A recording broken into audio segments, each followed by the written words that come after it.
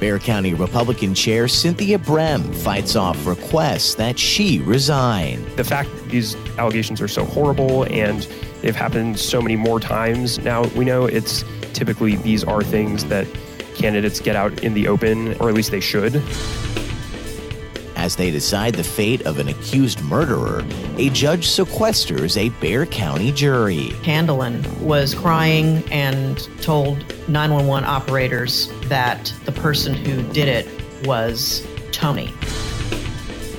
And as the reunification deadline nears, a San Antonio NGO donates millions of dollars for family reunions. Homeland Security Secretary Kirstjen Nielsen said the government is on track to meet today's court-ordered deadline for reuniting migrant children with their families. I'm Chance Dorland with your Express Briefing for Thursday, July 26th. Subscribe to this and other free content at expressnews.com/podcasts. And get each day's top news and sports headlines delivered to your inbox at expressnews.com/newsletters. Tuesday's tumultuous meeting of the Bexar County Republican Party saw County GOP head Cynthia Brem avoid the passing of a resolution that she should resign immediately due to a public scandal sparked by revelations that Army investigators had found probable cause to believe her husband sexually assaulted children, had injured the good name of the Bexar County Republican Party, and was jeopardizing local Republican candidates. When Precinct Chair Becky Edler tried to introduce the lack of confidence resolution at the end of the 6-hour meeting that was also marred by a shoving match over the issue, she was blocked by a Brem supporter who adjourned the gathering. Presented afterward with the resolution against her, Brem refused to resign. But San Antonio Express News Metro columnist Brian Chasnoff says the embattled chair is only prolonging her own humiliation. I think it definitely underscores how off-kilter Cynthia Brem is, and it suggests that she has just bad judgment, abhorrent judgment.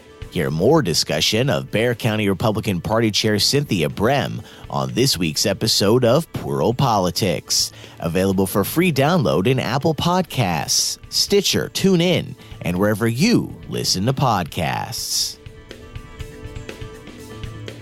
Wednesday night, a judge sequestered the Bexar County jury deliberating the capital murder case involving a San Antonio man accused of killing two in a shooting and stabbing attack in 2016, reportedly over a pack of cigarettes. Here's San Antonio Express News court reporter Elizabeth Zavala on this week's episode of the Docket Podcast. Tony Arroyo. He is 41 years old, and he was 39 when he was arrested in January of 2016 and charged in a bloody double slaying of two people at an apartment here in San Antonio. He is charged with capital murder, multiple persons, in the deaths of Rodney Spring and Quickitha Jackson. And this is a death penalty case that Bexar County prosecutors are pursuing here against Mr. Arroyo. What happened was the three were friends. Tandalin Jackson told the jury that on this particular day, her cigarettes went missing, and she went to his apartment, which was just a few doors down from hers, and accused him of taking the cigarettes.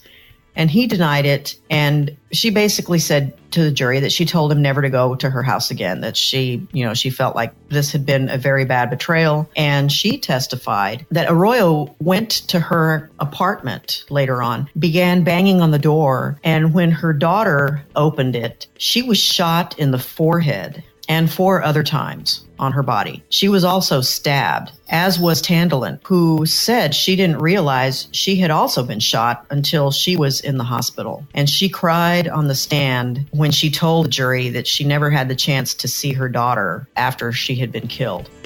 Hear more discussion of the case at expressnews.com/podcasts. And this week, the nonprofit organization Races announced a $3 million donation to help pay for the transportation and lodging of recently released and reunified immigrant families, costs that can reach into the thousands of dollars per family.